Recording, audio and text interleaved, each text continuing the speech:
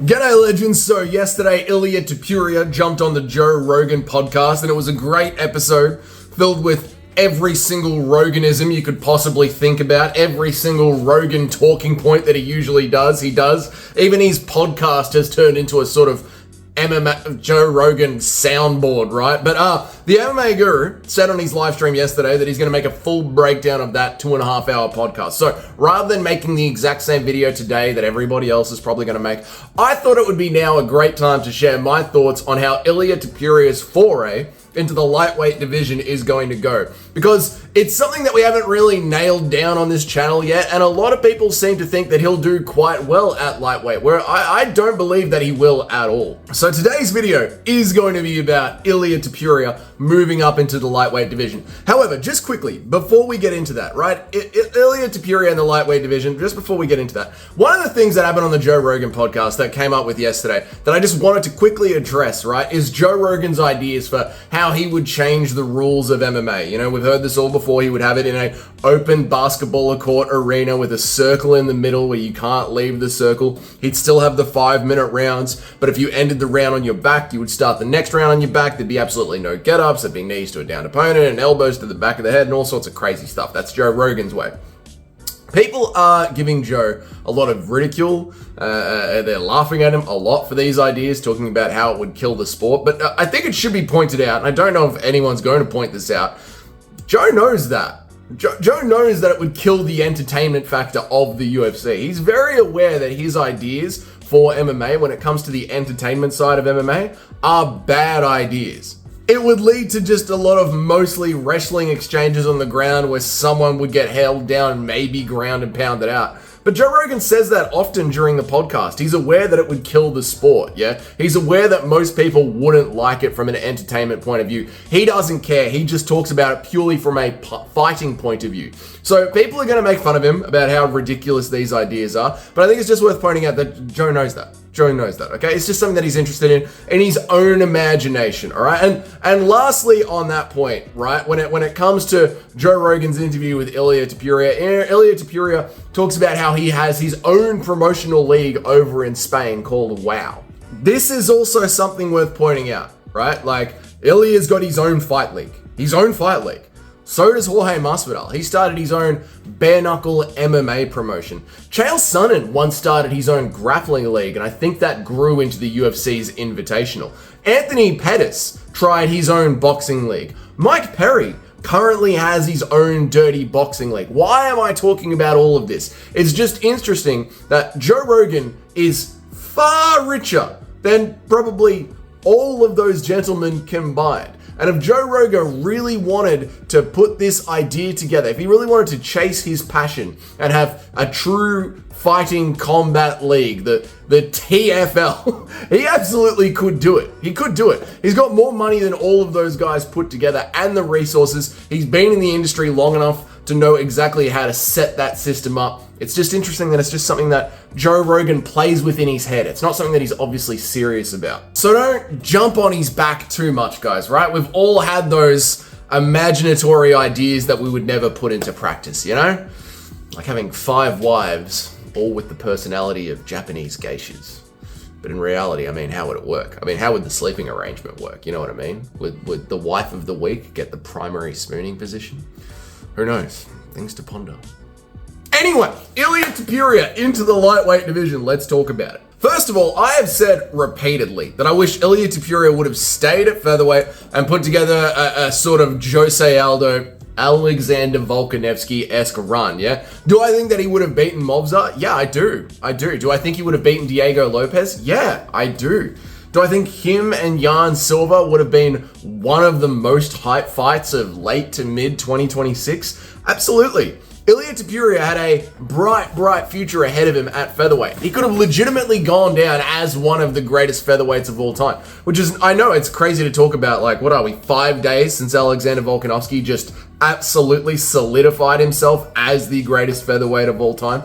But Ilia Topuria, he put a statement on his Alexander Volkanovski knockout by proving it wasn't just the fact that Volk went into that fight a little bit chinny from the Islam Makhachev fight that he had before that. He put a stamp on that by knocking out Max Holloway afterwards. The man who statistically According to the channel MMA On Point, who literally ran the numbers with over 1,000 UFC fighters, Max Holloway has the best chin in MMA, and Ilia Topuria slept him. A truly incredible feat, yeah? And what Ilia has done is he had taken all that legacy and all that goodwill and everything that's gone so good for him at featherweight. He's taken all of the chips, and what he has done is he's gone over to a completely different table with a completely different set of players, and he's just pushed all of his chips into the center of the table. And I love seeing a move like that. I do love seeing a move like that. As much as I wish that he had stayed at featherweight, the dude has taken all of his chips and just pushed them out there into the center of the table when he had more than enough chips to just bleed out the other players on his old table. But instead, Ilia Topuria has gone, fuck it, I'm not here for a long time, I'm here for a good time from what it looks like. And the problem is though, I don't think that's going to go well for him. You see, he's sitting there at the new table now, right, where the players are a lot the pots are a lot larger. You know what? I'm going to leave this poker metaphor right here, okay? The point is, Ilia Topuria, took the photo with Joe Rogan because he went and did it, and it just goes to show you how bloody tiny the bloke is. I couldn't believe the size of the bloke. He's tiny, right? Like, Ilia is a small little bloke, yeah? Maybe Ilia Topuria isn't a fan of Mighty Mouse because Mighty Mouse stole the original nickname that Ilia wanted. Something to think about. But let me draw your attentions to just some. I know we in the MMA community have very short memories, unless you're talking about Fatal. But let's just draw our memories back to Paddy Pimblett versus Michael Chandler. Do you guys remember how bloody big Paddy looked in there against Michael Chandler? I was saying during the entire fight, it was like watching Jorge Masvidal at welterweight fight Chandler. Paddy is goddamn huge for the division, man. I don't know how he actually makes the weight. It's insane. And the same thing can be said for Islam Makhachev. Islam Makhachev is fucking massive for the division as well. Yeah, he almost has to kill himself just to make 155. All right, Ali Abdullah bloody Z's mate has got to go sneak into the locker rooms with IV bags hidden under his jacket like some sort of New York City crackhead.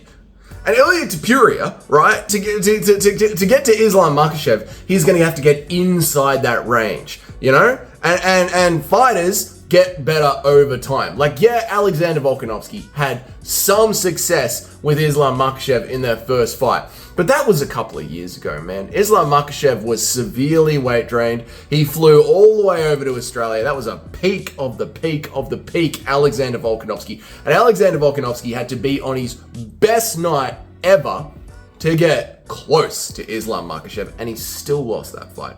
So Ilia Topuria, he is going to have to surpass that kind of performance. And since Islam has been through the wars now, and since Umar has lost, that Khabib is turning the intensity up in the training camps. If they were already training in just pools of sweat before, I don't even want to imagine what the Dagestani training camps are like now. But Ilia tries to box his way onto the inside of Islam Makhachev and then gets caught with that knee that Dustin Poirier was repeatedly getting caught with, that knee in the clinch. Islam is gonna kill him, man. And then there's the Arman Tsarukyan problem, right? Arman Tsarukyan's top pressure and ground and pound is insane. I mean, yes, we've heard that Ilia Topuria has got great wrestling. He came up with a wrestling base and a jiu-jitsu base. But you know who else has brilliant jiu-jitsu? You know who else might be the greatest jiu-jitsu artist to have ever walked into the octagon, at least certainly in the modern era? It's Charles Oliveira. And Charles Oliveira went up at it, and he was underneath Arman Tsarukyan, and he was getting his fucking head elbowed in, And Charles Oliveira had some success in throwing up some submissions to defend or to get out, but was Charles Oliveira actually successful in getting off any of those submissions? No. So are you saying that a taller and better and stronger Charles Oliveira is going to do worse against Arman Tsarukyan than Ilia Topuria is going to do off his back? I don't think so, man. I like Ilia Topuria a lot. He is on the wall, the wall of fighters that I cannot afford to see lose for my mental health. I like Ilia a lot, mate, as well as JDM. Australia's gonna have 2 belts, boys. Australia's gonna have 2 belts in like 2 weeks. I'm bloody pumped. I like Ilia a lot, but I don't like this idea of him going to lightweight. I don't. I think I think he would win against Dustin Poirier, against Dan Hooker, against Gaethje, against Chandler. He's obviously going to beat Max Holloway, right? That's his run. But the top of the top 3, including Paddy Pimblett as well. So the top 4, Paddy Pimblett. I know he's not ranked number 4, but Paddy Pimblett is one of the top lightweights in the world now. Unbelievable. But Paddy Pimblett, Charles Oliveira, Arman Tsarukyan, and Islam Makhachev. I do not see Ilia Topuria winning those 4 fights. I don't like it for him. I don't like it at all. So, I love what Ilia has done with his career. I love seeing him absolutely dominate the table, take all of his chips, and push them onto a completely different table and just try and swing it around. Love that. Find it super exciting. The actual fights themselves, I don't think they're going to go well for Ilia Topuria at all. I think that's probably what makes this so exciting, because I don't believe in my heart that my boy Chad Puria is going to have too much success at lightweight. But that is it. Let me know about what you think about that down there in the comments. Out of Chandler, Arman, Islam Makhachev, and Paddy Pimblett, who do you think Ilia Topuria does well against? Put that down there in the comments. If this is your first time here, g'day, my name is Dougie. I make an MMA video every day of the week, Monday through Friday, and I try and go live at least 3 times a week. If you want to know when all that happens, you hit that notification bell, you hit the subscription button next to it, you hit the subscription button, then the notification bell next to that, then you'll know when I go live. Doesn't do anything, but you know, it's worth a try. Leave a like on the video. Apparently, if you like the videos more, YouTube knows which videos out of all of your subscribers to push into your notifications. So leaving a like helps as well. And if you're one of the paying members of the channel, thank you so much. I appreciate all of you. Your names are up on the next slide. And until then, you guys have a great long Easter weekend, and I'll see you all in the next one. Bye.